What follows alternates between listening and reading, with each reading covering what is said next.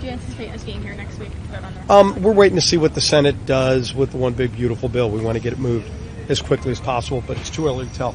Compromise is a two-way street. If the Senate wants to try to change one of the variables in the House's salt component, and specifically decrease one, it needs to increase another.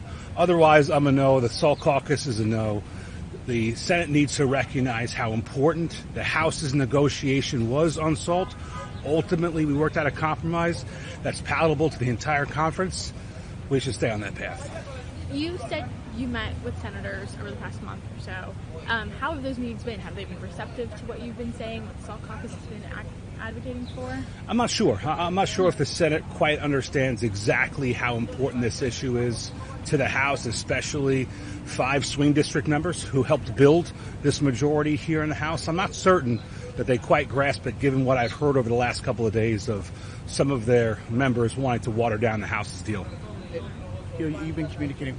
Senator Mullins kind of been representing y'all in some ways on the Senate side. Has he been able to make any progress in getting the deal to be better? Progress to me is binary. Either we have a deal or we don't, and we're very far from the deal right now. What would be most helpful is they keep the House deal intact. They keep it intact. They'll keep the House votes, get it past the Senate, get the big, beautiful bill across the finish line, deliver tax relief for all of America. And what I've heard most recently is concerning that they think that the Senate thinks they could water down the House deal. That ain't going to work for me.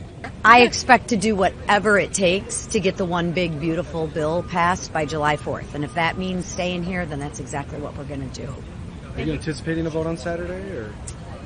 A lot of it will depend on today and tomorrow what the Senate does, right? If the Senate doesn't pass it till the end of the week, yeah, but the next day it's coming back onto the floor in the House. Yeah, whatever it, yeah. Well, I don't want to predict. I don't want to get right. We're going to put it on the floor. We're going to do the 72 hours. I think that's the speaker's. Yeah, we got to make sure that we follow procedure as it stands right now.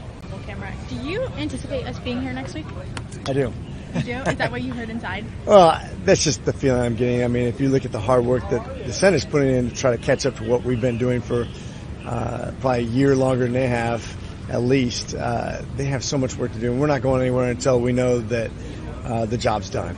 And the Speaker committed to that today. He said, look, we don't plan on doing anything until that is on the President's desk, which means, realistically speaking, we're not going to go anywhere until July 4th, or at least until we get it out there for you guys.